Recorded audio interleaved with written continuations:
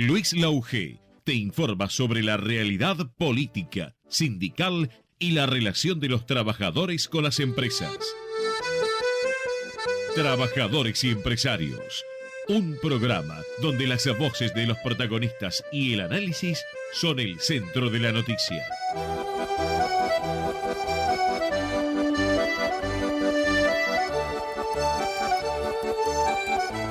¿Qué tal, amigos? ¿Cómo les va? Trabajadores y empresarios, como todos los miércoles de 4 a 5 de la tarde por Ecomedios. Y por supuesto siguiendo, la actualidad. Ayer tuvimos una larga intervención del presidente Milei en un foro de las Américas. Pero no es el foro de las Américas tradicional y el importante, es otro foro, es otro encuentro donde no había muchos empresarios. Y después empezaron a colmar precisamente por la visita del presidente, ¿no? Estaba José Luis Manzano ahí mostrándose, uno de los dueños, qué paradójico, ¿no? Uno de los dueños de América, llegó a ser un ministro de Interior de Carlos Menem, un hombre del peronismo, precisamente fue jefe del bloque de diputados del justicialismo en esa pareja maravillosa políticamente, que formaba con el otro jefe del bloque radical durante el gobierno de Alfonsín, que era César Jaroslavsky. Con el radicalismo en el poder y con el peronismo en la oposición, Manzano era una opinión, es un hombre muy inteligente. Hoy está con los medios, es uno de los dueños de América y estaba escuchando atentamente a Milei. Habría que preguntarle a Manzano si en realidad lo tiene muy cerca de sus afectos a Milei, ¿no? En su momento no parecía, era una voz muy disidente del peronismo. Ahora, los tiempos cambian, qué sé yo, son esas cosas. Pero Milei ahí se mostró muy duro con el Congreso de vuelta. Creo que Milei volvió a mostrar todo su deseo de tener una prédica dura, de ser un encarnizado defensor contra la casta, y toda una serie de cuestiones, mostrarse un puro total. Cuando van a esos congresos, muchos lo miran con asombro, porque ni siquiera los empresarios esperan tanta agresividad y tanta fuerza ahí, sino algo más sensato. Pero cuestión es que ahí se habló de todo. Milei se mostró muy duro con el Congreso de la Nación de vuelta, a cuestión de nada, porque ahora sacó por decreto la jubilación, que los jubilados van a cobrar recién en julio, capítulo que después vamos a hablar, recién van a cobrar en julio el aumento por decreto del costo de vida. Cuando el costo de vida baje, y mientras tanto desde diciembre hasta julio no van a haber ninguna recompensación de las prometidas por Milei respecto de la inflación. Pero y el Congreso se oponía y no se puso, y con el tema del DNU el Senado se puso en contra, pero él está negociando con diputados. Y en el medio de eso aparece la cuota Milei. Milei duro con el Congreso y dijo que los políticos no quieren ceder sus curros y buscan mantener sus privilegios, y consideró que por esa razón hicieron caer el decreto en el Senado. Volvió sobre lo mismo a pegarle al Poder Legislativo. Negó que el rechazo de la Cámara Alta, que significara el Senado, significa una derrota para el oficialismo, y con el voto quedó claro quiénes están en contra del progreso, quiénes son los delincuentes, los que están a favor del robo y en contra de devolverle la libertad a la gente. Yo creo que cuando Pichetto, que es casi un aliado, pero un aliado razonable, que le dice: vení, Javier, vamos a arreglar estas cosas, escucha este tipo de discurso, Pichetto se agarra la cabeza y dice: pero nadie te pidió tanto, Milei, por favor. Cuestiones que también ahí se mostró por primera vez ya en 3 meses, mientras él decía que no aspira que lo importante es el país y no estar pensando como en la política, en la reelección y en la continuidad del poder. En la continuidad del poder, escuchen, no les va a ser gratis, dijo, referidos al Congreso y a la oposición, dijo Milei en este acto del Foro de América, no le va a ser gratis en la elección de medio término. Medio término son las elecciones de dentro de un año, las elecciones legislativas. Esos delincuentes se van a quedar afuera. Los delincuentes, qué sé yo, será el Congreso, los políticos, deben ser los economistas también, no sé, porque no aclara. Ahí vamos a tener otra recomposición del Congreso y todas las reformas que no pudimos hacer ahora, la vamos a hacer en ese momento, porque tenemos otros 3.000 modificaciones y resoluciones que están pendientes. Bueno, esta grandilocuencia de Milei se vio también evidenciada, si bien aparentemente no fue una idea original de él, pero sí muy capitaneada por Karina Milei, la secretaria general de Presidencia y hermana de Milei, en lo que respecta a cómo fue el tratamiento del acto del domingo por el 24, la conmemoración del Día de la Memoria, Verdad y Justicia del 24 de marzo por el golpe militar. Ahí hubo una decisión del gobierno de tuitear, llenar de twitters con, inclusive con agravios hacia la presidenta abuela de Plaza de Mayo, Estela de Carlotto, y todo lo denostar completamente la reivindicación de esa fecha, en la que metieron en la bolsa a gobiernos democráticos que hicieron mucho por ese momento, ¿no? Ni hablar de que en el 83 al 89 el gobierno de Alfonsín hizo un juicio a la Junta Militar y se llevó presos a los responsables. Ni hablar. Y además se metieron presos también a los que excedieron, subversivos, que ellos ahora, conjunto con Victorio Villarruel, ha tenido párrafos y párrafos dedicados a los asesinos y a los excesos que cometieron y a las acciones de la subversión, todo yendo para un lado, como hace Milei, ve la verdad de un lado, no ve toda la realidad. Pero bueno, cuestiones que ya se veía en esta grandilocuencia, todo lo que fue desde entrada, desde las voces del propio Manuel Adorni, el vocero presidencial, que tuvo duras palabras y una reivindicación a los militares, en conmemoración, pensando en que, a propósito, en que iba a haber un acto del 24 de marzo.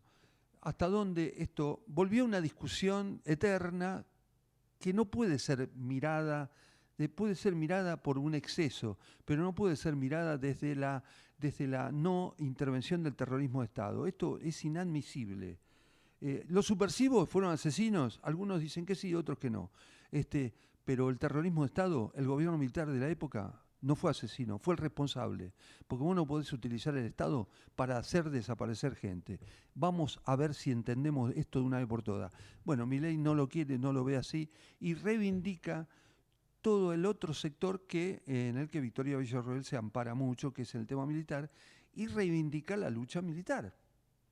Entonces, no es casualidad que esto se haya comenzado con esta ofensiva de parte de Milei respecto de esta cadena tuitera, porque él responde todo a través de sus trolls, a través de los Twitter y de toda esta comunicación no directa con la gente, con lo que tuvo que ver después con esto que me comentamos al principio del Foro de Américas, donde no solo dijo que eran todos delincuentes, todos, el Congreso, todos delincuentes, y además de ser delincuentes, después dijo que pensaba en las elecciones de medio término. Así que buen aspecto de que Milei ya reaccione como un político, en definitiva, que critica tanto y esté hablando de una elección. Para quedarse somos todos políticos, ¿no?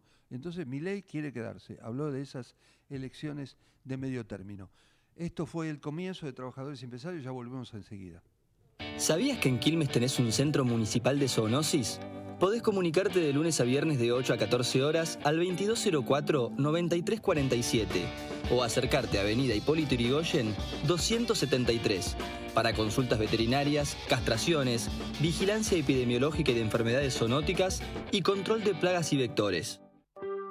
OSFATUN. Somos la obra social de las universidades nacionales. Contamos con excelentes planes de salud que se ajustan a la necesidad de cada familia. Más de 80.000 argentinas y argentinos ya nos eligieron. ¿Qué esperás para afiliarte? Ingresá en nuestro sitio web en www.osfatun.com.ar y conocenos.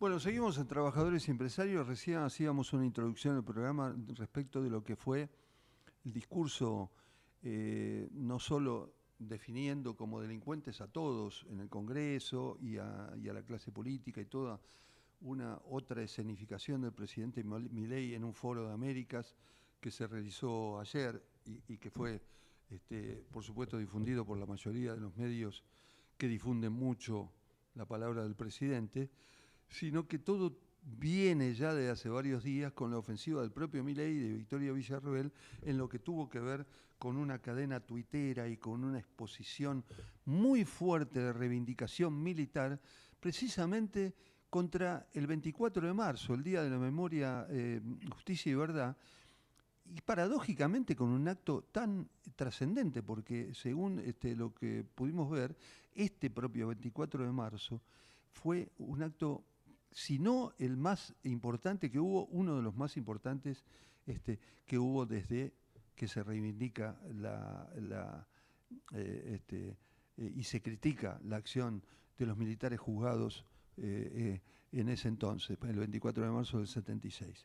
Y bueno, pero como el tema no es casual, y acá es volver a instalar una cuestión y una discusión de algunos temas que me parece que ya no deberían haber quedado claros y no lo están, es que es para mí muy importante, pero además para mí parece un gusto personal porque es un amigo, tener en línea al abogado, periodista y escritor Oscar Muiño, autor, y viene al caso, esto lo menciono porque viene al caso porque hay algún aspecto del gobierno de Alfonsín que vamos a hablar, que es autor del libro Alfonsín, mitos y verdades del padre de la democracia, entre otros libros. Pero bueno, no quiero hacerle más preámbulo, Oscar está en línea. ¿Cómo estás, Oscar? Luis Laugé, para Trabajadores y Empresarios. Luis, ¿cómo te va? Un saludo a vos y a toda tu audiencia. ¿Cómo andás, Oscar? Bueno, muy bien. Yo veía esta realidad así, ¿no? Me pareció que hubo una no sé si una exageración, pero una exaltación, sí, de reivindicación militar en todo el accionar del gobierno, en toda una cadena de twitters muy, muy fuerte, acusando a la subversión y todo, y queriendo desvirtuar lo que fue el acto del 24 de marzo. Y en el medio hay muchas cosas, porque están no solo militares, sino también subversivos, si querés, juzgados por los gobiernos. Uno, por supuesto, que el que más protagonismo tuvo fue el gobierno de Raúl Alfonsín, que llevó a las juntas militares a sentarlos en un pasillo, a sentarlos en el banquillo de los acusados en un momento muy, muy dramático del país. Y bueno, y de vuelta esta instalación de este tema. ¿Cómo lo ves? ¿Cómo viste la acción del gobierno en ese sentido? Y si están dispuestos a ganar, si querés, la batalla cultural en ese aspecto, ¿no? ¿Cómo lo ves? Bueno, es un combate por la historia que parecía que había quedado saldado, sí, pero que evidentemente no ha quedado saldado. Hay una ofensiva en toda la línea, que es política, que es económica, que es cultural y que por supuesto tiene que ver con la interpretación de la historia. Claro. Entonces ahora hay una interpretación de la historia que está llena de datos erróneos, falsificados en su mayoría, sí, con personajes oscuros, pero que en realidad nosotros debiéramos preguntarnos, en primer lugar, cómo esto ha sido posible, porque esto era parte del pacto fundacional de la democracia argentina. Ningún gobierno se había atrevido a cambiarlo, incluso el gobierno de Menem, que fue el gobierno que estableció el indulto para todo el mundo, porque recordemos que indultó a todo el mundo, en realidad fue una suerte de reivindicación, entre comillas, por lo menos, de los Carapintada, que acababan de dar 4 intentos en realidad de golpe, ¿no es cierto? Lo que Alfonsín ayudó a juzgar y cerrar, el capítulo que se animó a cerrar, y no con violencia, sino a través de la justicia, Menem lo abrió con el indulto, está claro. Claro, que recordemos, el indulto favoreció tanto a las cúpulas militares condenadas como a montoneros. Claro, que habían participado en la campaña de Menem y la habían financiado. Pero este es el hecho menor, digamos, está claro, quedó clarísimo en el juicio de las juntas. No es lo mismo el terrorismo de Estado que ningún otro tipo de violencia, esto es así admitido en el mundo, el juicio de la Junta se estableció un nuevo sistema de imprescriptibilidad de los delitos de lesa humanidad para los gobiernos exclusivamente, no como se quiere decir para todo el mundo, y esto hoy es un hecho mundialmente aceptado. Argentina es un país poderoso en materia de derechos humanos, reconocido como tal en todas las esferas del mundo, y ha habido juicios de verdad en todos los continentes, incluso en Europa, de modo tal que este es un tema saldado en el mundo. Pero en la Argentina no, y han surgido nuevas generaciones que no tienen idea de lo que pasó, es lejano, hay que entenderlos, no lo vivieron, no fueron protagonistas, no fueron víctimas, no se explicó demasiado. Ese es un problema central. Y el segundo problema es que en algún momento se hizo un uso, digamos, faccioso de los derechos humanos, con lo cual se los arrebató del sentido global de la sociedad y del pacto democrático y se los, de alguna manera, vinculó a una facción, con lo cual entró en el juego político partidario, y ese es uno de los problemas que estamos atravesando. Por supuesto es un problema mucho menor al problema que se está causando ahora, ¿no? Me acaban de decir que estaban sacando un monumento a las madres, está filmándose por lo menos, en un pueblo de la provincia de Buenos Aires creo que se hizo, y eso es una cosa absolutamente intolerable. Pero bueno, los muchachos han venido con la idea de romper todo lo que se hizo en 150 años de Argentina, no solo en los últimos 40, ¿no? Un cambio de la historia, una modificación arbitraria de cómo fue la historia argentina, que no tiene nada que ver con la visión que Milei transmite, pero bueno, es una visión llena de trolls que repiten esa historia, que la vuelven a insistir, y el resto estamos como estupefactos, estamos calladitos. Si bien ha habido una reacción del periodismo masivamente, incluso de sectores periodísticos que de alguna manera consienten la política de Milei, esto ha ido más lejos de todo, y creo que lo que vos marcás el acto multitudinario del domingo tuvo un jefe de campaña que fue el propio gobierno, porque fue ofensivo, fue provocador. Bueno, estamos en un combate que es un combate general, me parece, ¿no? Sí, en la instalación otra vez, por supuesto que vos en ese sentido tenés esta postura, la instalación de vuelta de la guerra. Yo lo escuchaba, hay un video muy ofensivo que fue paralelo al que se transmitió paralelamente al acto del 24 de marzo, donde habló Juan Bautista Joffre, un periodista ex periodista de ámbito financiero, pero después vinculado políticamente, porque fue jefe de la CIDE del doctor Carlos Menem, y sin embargo... No sé qué le pasó al Tata Joffre. No sé, sí, la verdad, porque... Tata Joffre, yo lo conocí en la época de la dictadura, al Tata Joffre. El Tata Joffre no estaba de acuerdo con los métodos de exterminio, digamos... hablábamos, él era periodista, trabajaba, no me acuerdo dónde. En ámbito financiero, sí.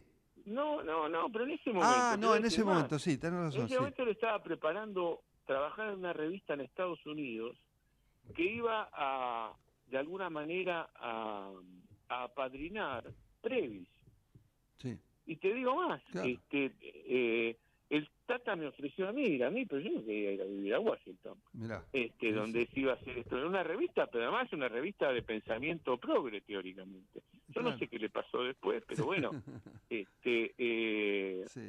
Donde habló además, donde habla además de la guerra, reivindica la guerra. Perdón, y sabés que después hay un reportaje que le hacen, una vez que termina el video, una periodista que no sé de qué medio era, y dijo cómo se zanja esto, y esto tiene que haber tiene que haber un pacto de unidad, tenemos que dejar de olvidar, no olvidar, pero dijo, tenemos que abrazarnos, tenemos que entender el pasado y los militares que se vayan a su casa. Ahí, ya cuando dijo esa última parte, ya te imaginás el acabose. Sí, bueno, pero es decir, todos tienen que seguir presos, todo el mundo, los militares y los subversivos y quienes sean, qué sé yo. Él escribió el libro cuyo título fue Cuba, es decir, como si la violencia en la Argentina... Sí. Digamos, a ver, la violencia en Argentina viene desde hace bastante tiempo, tuvimos varias rachas de violencia, pero como vos sabés, la dictadura de Onganía en el 66 es la que define que muchas organizaciones pasan a la lucha armada, dentro del peronismo, dentro del radicalismo y dentro de la izquierda. Sí, está claro. Y por eso hay toda una división sobre el tema de la violencia no estatal, sino de la violencia, digamos, de organizaciones, Sí, hasta el 25 de mayo del 73. Es decir, nadie fue nunca juzgado ni criticado por la violencia armada anterior al 73, porque había un gobierno militar que no permitía ningún tipo de democracia. Qué bueno haberte llamado y que aclares también estas cosas, porque estas cuestiones la mayoría no las conoce o... Es que hay toda una tergiversación. Vos sabés que en los escritos de Ernesto Guevara, él decía que las condiciones para la lucha armada se daban donde no había ni siquiera un resquicio de democracia. Claro.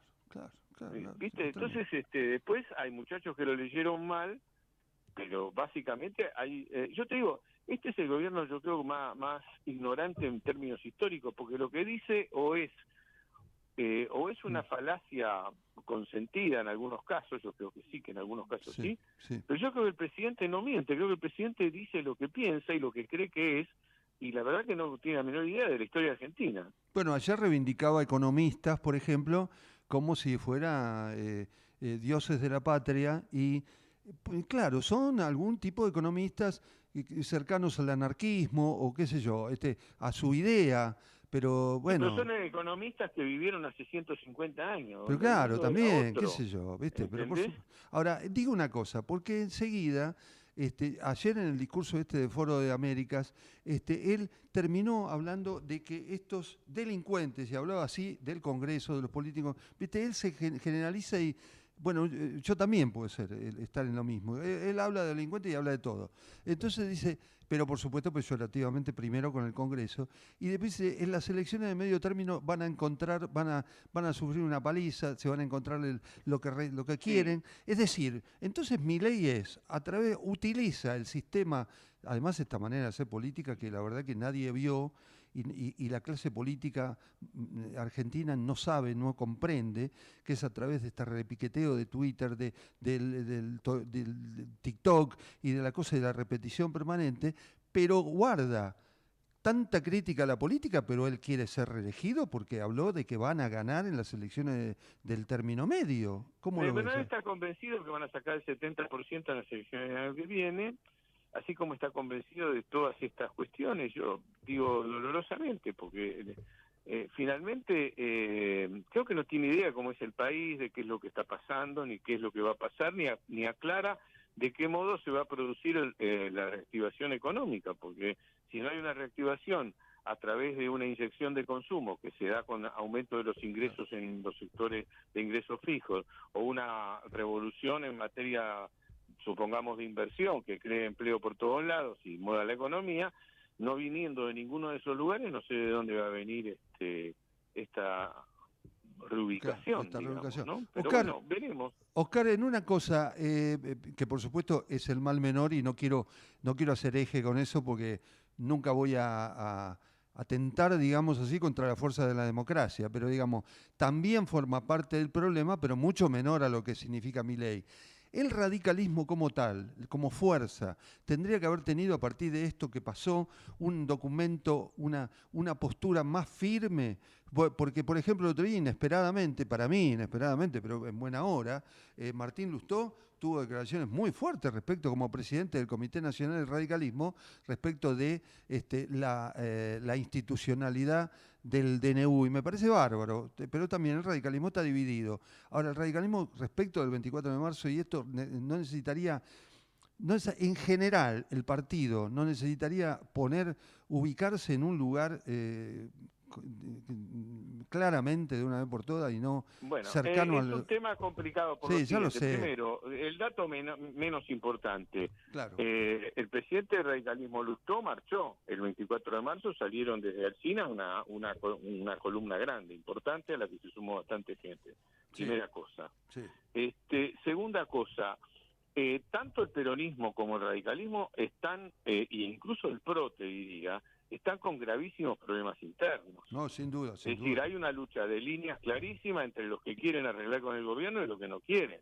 Sí, digamos, es evidente que hay una fuerza importante, te diría, sobre todo de un par de gobernadores radicales y fuerzas importantes en el Congreso de la Nación, que están en el seguidismo al presidente Milei. Correcto. Pero también gobernadores peronistas, como el de la provincia de Tucumán, Sí. que es una provincia importante. Jaldo, ni hablar. Y otras, sí señor. Sí, sí, Entonces, claro. y dentro del PRO la mayoría está participando con mucha diferencia interna. Es decir, que acá se ha sacudido el sistema político. No sé cómo se va a reconstruir.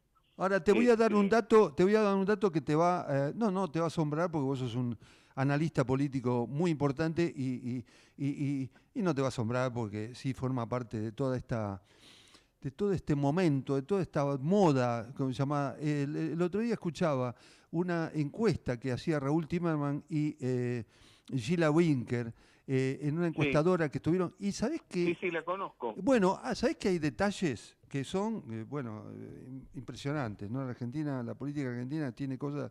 Y resulta que los encuestados hablaban de que les gusta el estilo autoritario de Milei en muchos aspectos y que los encuestados decían que, bueno, si no es tan apegado a las leyes, lo importante es que consiga las reformas y el cambio. Es medio tenebroso. Bueno, pero es que esto está siendo analizado a nivel mundial, digamos, hay un deterioro de los partidos políticos que da para otra conversación, Sí, claro, eso produce supuesto, un deterioro del sistema democrático, está lleno de libros de cómo están amenazados. Hay un libro de los mejores que se han escrito en los últimos años que se llama Cómo mueren las democracias. Una de las formas que mueren es con dirigentes y autoridades que insultan a los rivales, que les quitan legitimidad, que consideran que son corruptos o que no tienen derecho a gobernar, ni siquiera a expresarse. Todo eso lo cumple nuestro presidente, ¿no es cierto? Estamos en un ataque en regla al sistema de convivencia establecido en 1983 y bueno, el partido está en marcha. Ahora, decime una cosa, Oscar, para terminar y no robarte más tiempo. Sí. Por supuesto, siempre me acordaba mucho de la palabra de Pugliese, les hablé con el corazón de Juan Carlos Pugliese, ¿no? Para los chicos que escuchan, el presidente de la Cámara de Diputados en la época de Alfonsín, que decía, les hablé con el corazón y me contestaron con el bolsillo. Ahora, resulta que Milei a la gente no les paga con el bolsillo porque al contrario, está haciendo un ajuste bárbaro y sin embargo la gente, un sector por lo menos de la gente, lo sigue apoyando. ¿Cuál es el límite? Escúchame, Alberto Fernández, a esta altura de su gobierno, tenía más del 70% de aceptación. Sí, claro, ya lo sé. Claro. La gente, primero, está mal y no quiere admitir que va a seguir mal, entonces es lógico. Segundo, la gente que votó a Milei, la votó con una expectativa, tiene que renunciar a admitir que fue un voto bueno, va a tener que admitir que votó mal.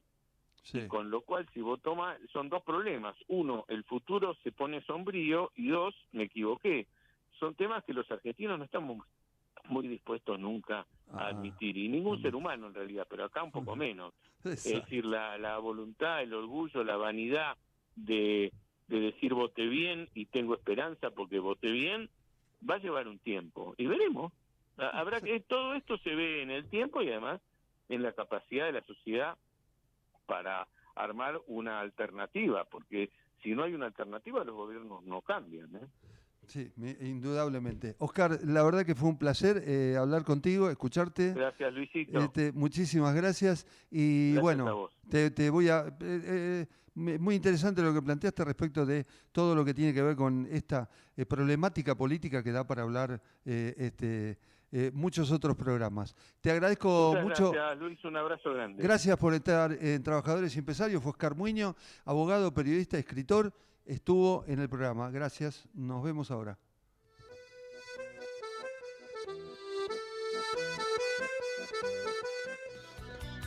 Vamos la radio, somos tu voz, vamos con Eco, siempre la verdad y la mejor información.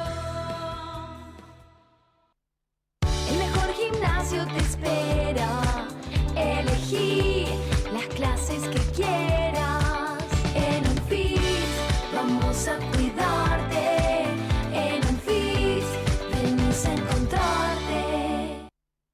¿Sabías que un rico y auténtico sabor de un gran espresso ya no se encuentra solo en las cafeterías gourmet? Y además, con la línea de cafeteras Oster, la preparación de tus bebidas favoritas con café son tan ilimitadas como tu imaginación. Conoce todas las cafeteras disponibles para vos en www.osterargentina.com. Informate en ecomedios.com. Seguinos en Facebook, Ecomedios Live. Comienzo espacio publicitario. ¿Sabías que en Quilmes tenés un centro municipal de zoonosis? Podés comunicarte de lunes a viernes de 8 a 14 horas al 2204-9347 o acercarte a Avenida Hipólito Yrigoyen 273 para consultas veterinarias, castraciones, vigilancia epidemiológica y de enfermedades zoonóticas y control de plagas y vectores. Osfatum.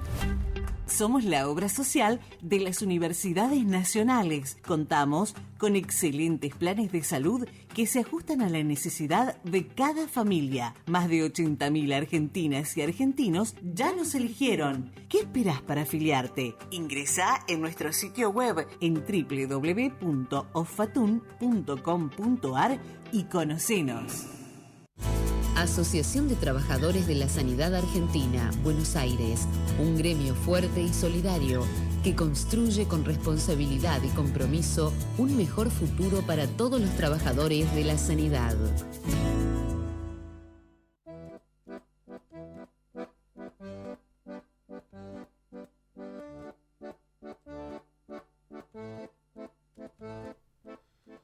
Bueno, estamos de vuelta en Trabajadores y Empresarios. Quiero poner una línea antes de hablar con el entrevistado, que tiene que ver con lo que fue la nueva fórmula de movilidad por decreto, de movilidad del sistema jubilatorio.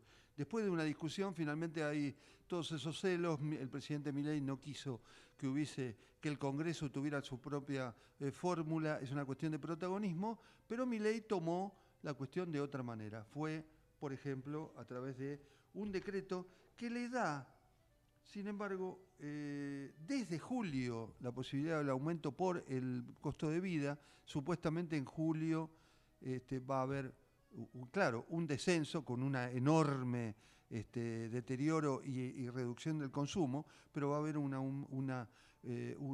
se va a fijar el aumento para los jubilados recién por el costo de vida, pero desde diciembre hasta julio, nada más que se cubren con lo que significa estos porcentajes mensuales que hay, y en abril se van a otorgar dos aumentos, que fue del 13,2% y uno extraordinario por única vez del 12,5%. En una palabra, entre 35 y 25% recién en julio va a ser la pérdida de poder adquisitivo de los jubilados con este aumento, con este provisorio de ahora y con el aumento recién por el costo de vida de julio. Un tema realmente muy preocupante. Bueno, y todos los temas, siempre nos tocan los temas, en este programa queremos hablar de las cosas que le importan a la gente, ¿no? Y eso es una reivindicación para nosotros. Por eso tenemos a Fernando Sabore, presidente de la Federación de Almaceneros de la Provincia de Buenos Aires, que para hablar no tiene problema y para decir las cosas que tiene que decir siempre está primero en la línea. ¿Cómo te va, Fernando? Luis Lauge, ¿qué decís? Hola Luis, ¿cómo andás? Gracias por llamar.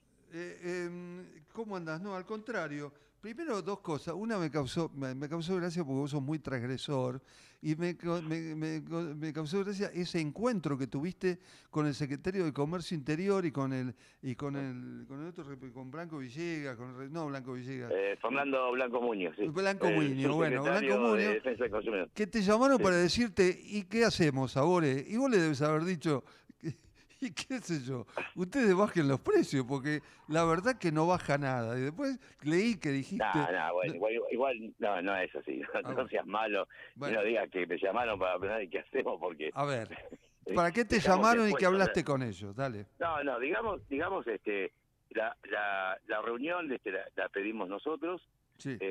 Pero un poco porque lo que estábamos viendo últimamente es que en los mayoristas, y sé que por los consumidores clientes en los supermercados también están poniendo precios muy baratos de determinados productos de mercadería, pero claro, tienen corto vencimiento, una semana, 10 días, 15 días. Entonces, lo que nosotros decimos que eso es una estafa. Lo que hay que hacer es poner un cartel que indique de que la mercadería está próxima a vencer, ¿me entendés? Claro. No porque, ¿entendés? El consumidor es que viene apurado el negocio y agarra la mercadería y después a los pocos días se le vence. Y a nosotros nos pasa lo mismo, los colegas cierran el negocio 1:30, se van disparando al mayorista y resulta que cargaron la mercadería y después viene el cliente y te dice, mira, está vencido. ¿Cómo? Vencido si hace 10 días que lo compré. Claro, entonces me parece que las reglas claras corresponden, más allá de que nosotros, o sea, con todos los colegas que hablamos, decimos, nosotros no compramos mercadería que tenga próximo vencimiento, porque eso es parte de la especulación que tuvieron en esconder la mercadería ante tanto tiempo. ¿Por qué se le vence? Porque la tuvieron escondida, ¿me entendés? Entonces, bueno, ahora que se la coman ellos, ¿me entendés? O sea, está bien, vos decís, bueno, como me dijo un periodista, pero sí, pero si yo la compro a mitad de precio, sí, pero estás haciendo el caldo gordo al peor especulador de todos. Bueno, ahora muy bien, Fernando, yo sé cómo reaccionarías vos y tenés una postura. Ahora, el gobierno, la verdad, si hace poco se reunieron con los supermercadistas y le dijeron, bueno, muchachos, la verdad que esa oferta del 2x1 no me gusta porque de esa manera no sale realmente la rebaja que nosotros vemos, como el costo de vida que bajó, y no les dieron ni 5 de bolilla. ¿Qué piensan hacer en el gobierno para que los supermercadistas, por caso, no hagan este tipo de especulaciones con mercadería que se vence pasado mañana? ¿Qué van a hacer? Bueno, yo lo que le planteé es sencillamente que tanto los mayoristas como el hipermercado deben poner un cartel, y si tuviéramos nosotros la mercadería también, poner un cartel que diga tal precio, pero con el vencimiento de cuándo es, entonces yo voy, después evalúo si la compro o no la compro, ¿cierto? Eso, digamos, es la propuesta nuestra. Sí. No sé, me parece que es lo más correcto. ¿Y ellos qué dijeron? Muy bien, tienen razón. Y ellos me dijeron que se iban a comprometer a tener la reunión con los mayoristas y con los hipermercados, que dice que son gente bastante complicada, o sea que ellos mismos reconocen de que sentarse con ellos a dialogar. Yo me he sentado varias veces con dueños de distintos mayoristas y te digo la verdad, cuando vos los escuchás, después de media hora le pedís le pido el CBU y le presto plata, porque viste como que todo, porque lloran de todos lados, ¿me entendés? Lloran mucho, claro. Pero yo se lo digo, pero yo los miro, claro, yo me siento con los dueños, porque son tantos años que amerita la confianza. Sí. Y yo los miro y los escucho, y me tienen media hora ahí dándome vuelta en sus palabras, y cuando termina le digo, bueno, pasame el CBU, algo te voy a dar una mano, no me cargué, chiche, me dice. Y pero ¿cómo no te voy a cargar, loco? Le digo, si en definitiva me querés enroscar y capaz que vos creés que... Lo que vos crees es que después de media hora que me das una manija bárbara, vos crees que me convenciste. Y no me convenciste, ¿me entendés? No te creo. Claro. Yo te vengo a buscar soluciones y vos me cargas la mochila de problemas tuyos. Pero bueno, pero funcionan así, ¿me entendés? Pero seguro. El problema es que el sistema, el ecosistema que se formó, ahora que lo dejaron trascender los distintos gobiernos, bueno, no es un gobierno, son muchos gobiernos los que dejaron trascender eso, inclusive todos los gobiernos se sientan a negociar con el hipermercado. Estamos todos locos. El hipermercado representa el 40% de la comercialización de alimentos en el país. Claro. Y con el formato de precios justos, dicho por algunas empresas, con las que tengo confianza, ellos llegaron al 57%. ¿Pero por qué? Porque te forzaban a vos a ir, ¿me entendés? Claro, porque todo estaba estaba todo a ellos, dentro de ellos, y nosotros estábamos pagando esos circos. ¿Con quién deberían reunirse además de ellos? ¿O quiénes son determinantes? ¿Con las cadenas chicas, con los almaceneros, claro, con ustedes, digamos? No, digamos que nosotros siempre hemos tenido reuniones, Sí. Siempre cuando estaba Tombolini, como con quien estuvo antes que no me acuerdo cómo se llama, bueno, con Descal Español nunca aceptó tener una reunión con nosotros. Un día se lo dije frente a frente en una inauguración de un lanzamiento de un producto. Le dije, usted no quiere los almaceneros, pero lo que pasa es que lo que usted no sabe es que los almaceneros tampoco la queremos usted. O sea, claro, vos sabés cómo soy yo. Siempre tan diplomático. Entonces, bueno, es mi forma de ser. Sí, pero yo lo que digo es que no somos importantes, pero somos parte de una cadena, somos parte del comercio de proximidad, están todos los barrios. Vos recién hablabas del hipermercado, del 3x2, del 2x1. ¿A quién beneficia eso? Al que más plata tiene, y perjudica al que tiene menos plata, porque capaz que yo voy con plata y compro 3 para que el tercero me salga a la mitad, pero vos fuiste con poca plata, como la mayoría de la gente, y evidentemente vos vas a pagar más caro que yo. Entonces me parece que es un sistema bastante complejo, ¿no? Que beneficia al que más tiene y perjudica al que menos tiene. Bueno, no sé, es un sistema, nosotros lo respetamos, no nos metemos, no nos importa. Nosotros en nuestro negocio, vos podés ir a cualquiera y hay un solo precio, y bueno, tratamos de hacer el esfuerzo de ponerlo todo en ese precio. Y respecto de lo que esa mercadería que no se vendió, porque no es solamente la Coca-Cola, lo digo en términos que, bueno, vencida, capaz que se puede usar un tiempo igual, o se puede, bueno, no sé, está envasada, pero otra mercadería que tiene un vencimiento, la tiran, ¿qué hacen? Entiendo que deben negociar con los distintos monopolios, pero si es que se desesperan por venderla es porque no tiene retorno. Lo que pasa es que el fabricante, sea un monopolio, sea una fábrica grande, evidentemente le dio un precio muy bueno. Ellos la guardaron esperando ganar más plata, y bueno, ahora al piste, ¿me entendés? Mirá, nosotros vamos al mayorista, viene el camión de la gaseosa, viene el camión de la leche, y nosotros pagamos de contado. Y preguntar a cualquier colega en el que vayas a comprar. Y los mayoristas le pagan a las empresas 60 días, ¿escuchaste? Entonces, no creo que ninguna empresa le acepte mercadería que se le venció por culpa de la especulación. Claro, perfecto. Decime, y en general, como para terminar la entrevista y no molestarte más, ya que no tuviste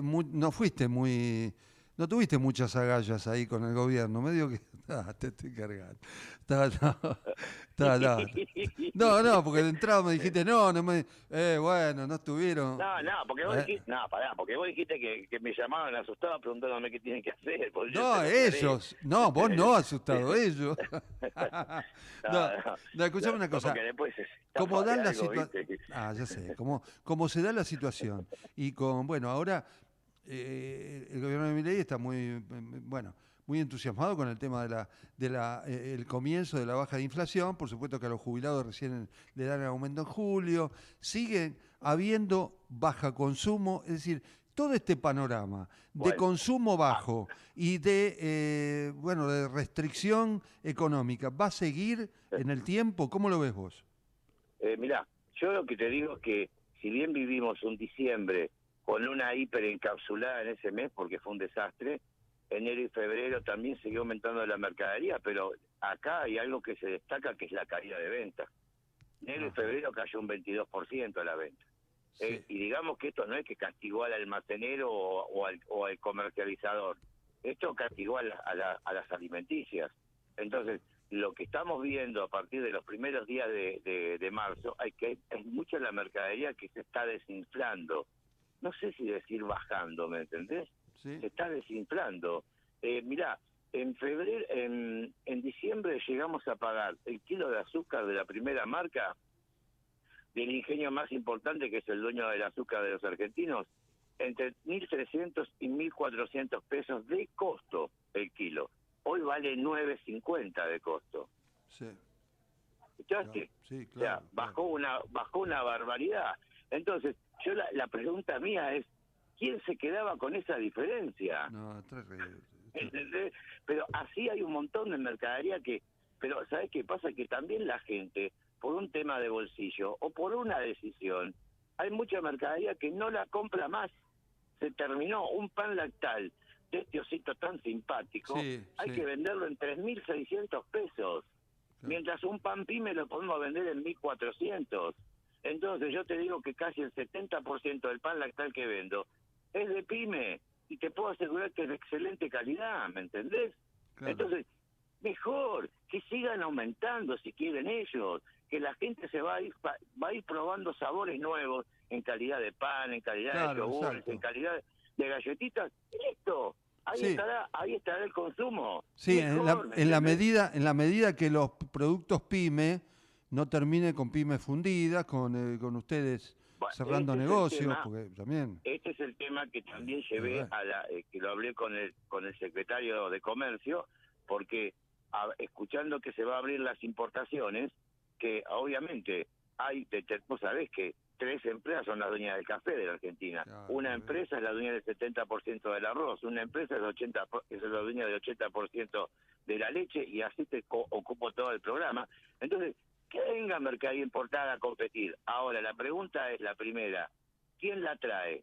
¿Los mismos empresarios? Entonces vas a poner al lobo a cuidar las ovejas, ¿eh? No, más si bien, viene la mercadería, ¿compite en forma directa con las pymes o va a venir a romper en forma directa con los monopolios o va a venir a romper nuestras pymes? Claro. Esos son los interrogantes que creo que en todo el sector se da, ¿cierto? Fernando, te agradezco mis chascarrillos, es una palabra muy vieja, pero yo soy un chico, un tipo joven. Pero fue simplemente cariñosamente que te lo decía. Sé que joven y yo también. No, ya lo sé. Bueno, Fernando, te agradezco en serio para darme un panorama tan completo, tan de la gente, tan de abajo. Un placer hablar con un periodista y amigo. Dale, te agradezco muchísimo. Fernando Sabore, gracias por todo. Fernando Sabore, presidente de la Federación de Almaceneros de la provincia de Buenos Aires, estuvo en Trabajadores y Empresarios.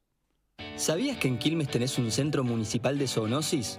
Podés comunicarte de lunes a viernes de 8 a 14 horas al 2204-9347 o acercarte a Avenida Hipólito Yrigoyen 273 para consultas veterinarias, castraciones, vigilancia epidemiológica y de enfermedades zoonóticas y control de plagas y vectores. Osfatum. Somos la obra social de las universidades nacionales. Contamos con excelentes planes de salud que se ajustan a la necesidad de cada familia. Más de 80.000 argentinas y argentinos ya nos eligieron. ¿Qué esperás para afiliarte? Ingresá en nuestro sitio web en www.osfatum.com.ar y conocenos.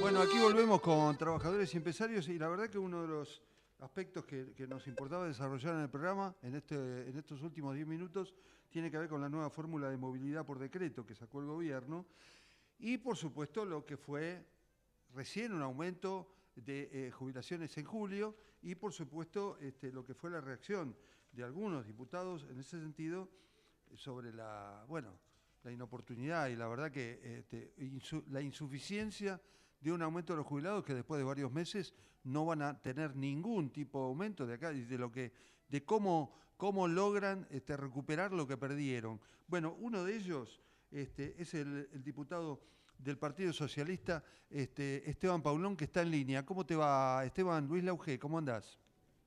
¿Qué tal, Luis? ¿Cómo te va? Buenas tardes. Esteban, un gusto. La verdad que la vez pasada teníamos que hablar contigo para el programa, esto entre nosotros, pero no nos pudimos ubicar, pero ahora está bueno tenerte para escucharte. Muchas gracias por participar.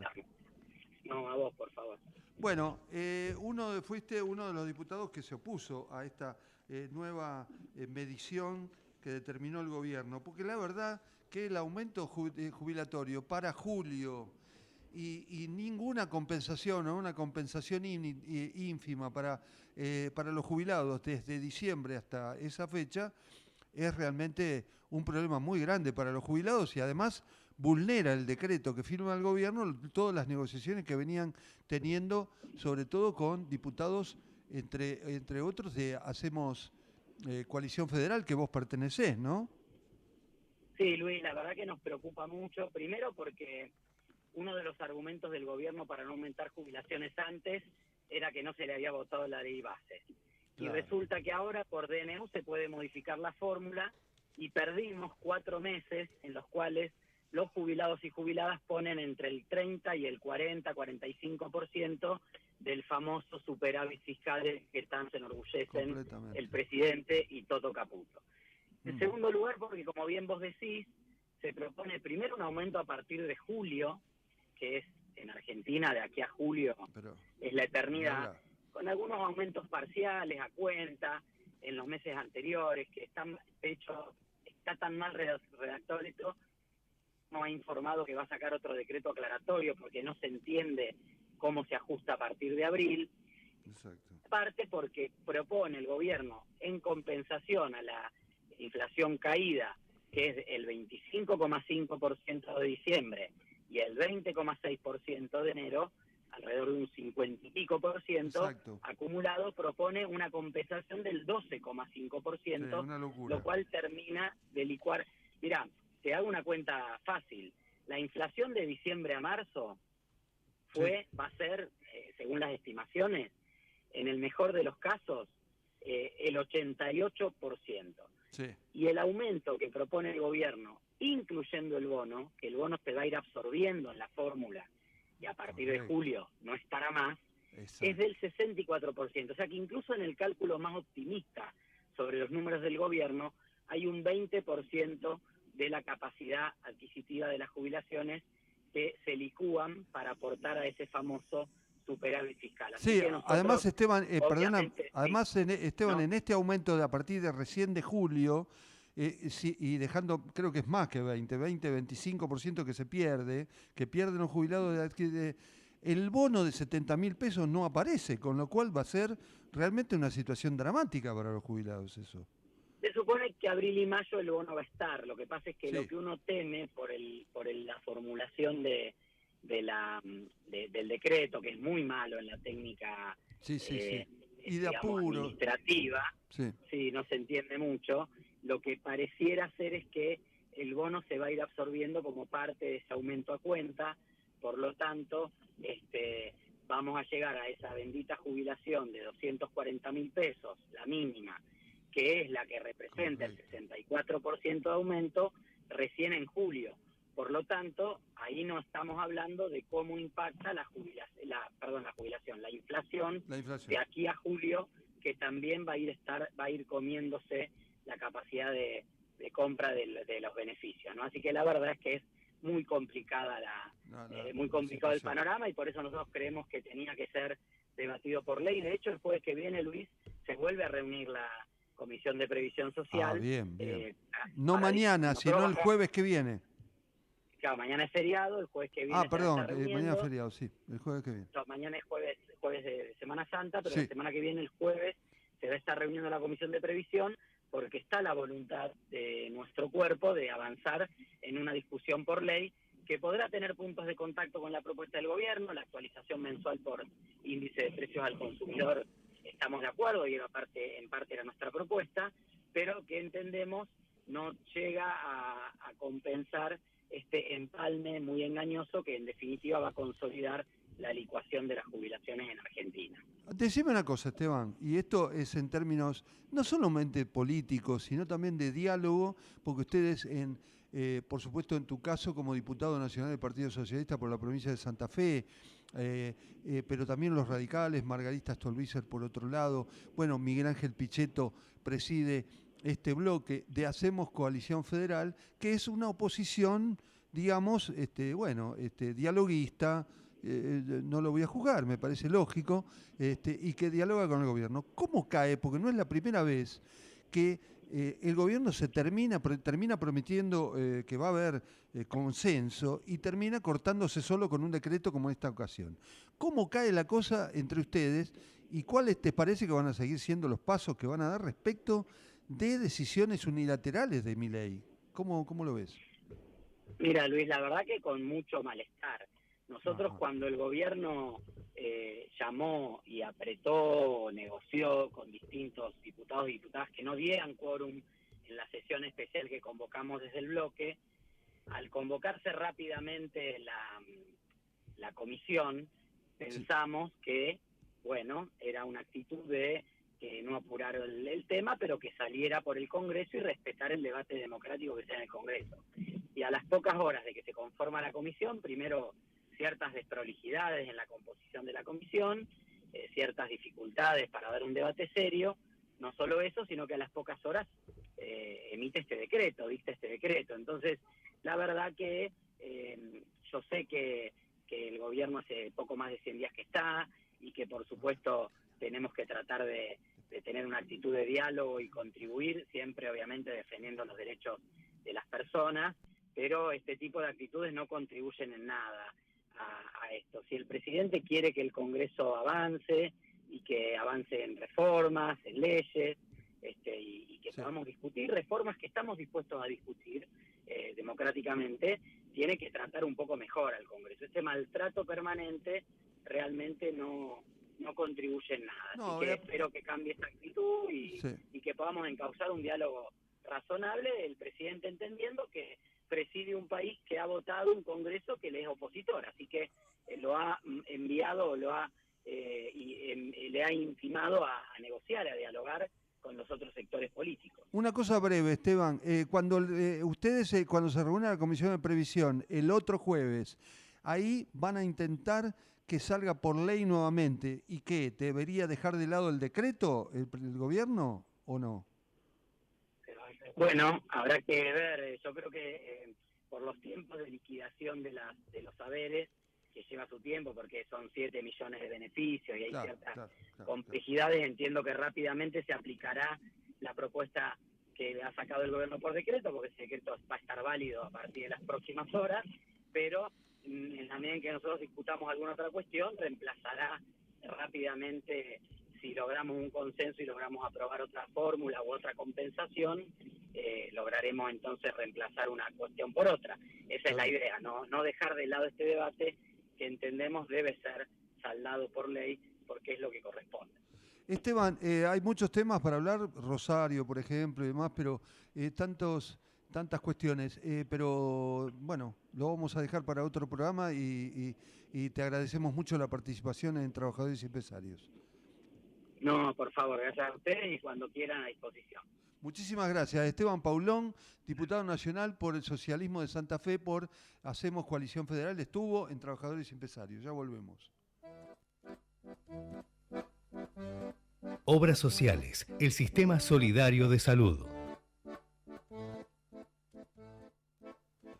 Bueno, no vamos a dejar de lado esta columna que iniciamos desde nuestro primer programa de marzo en Trabajadores y Empresarios, y por supuesto con un fin didáctico, ¿no? ¿Por qué las obras sociales tienen la obligación de atender a sus afiliados? Son organizaciones sin fines de lucro, donde los propios afiliados financian su atención médica a través de ellas, de acuerdo con la ley 23.660, con el aporte obligatorio de un 3% del sueldo del afiliado más el 6% que realiza el empleador.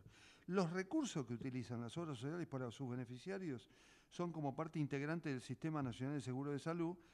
Destinan las obras sociales como mínimo el 80% de sus recursos a la prestación de los servicios de atención en sus beneficiarios. Y la cobertura de salud que dan es la que está numerada en el programa médico obligatorio que determina las prestaciones de salud mínimas y obligatorias. Debe darse atención médica, internación y medicamentos.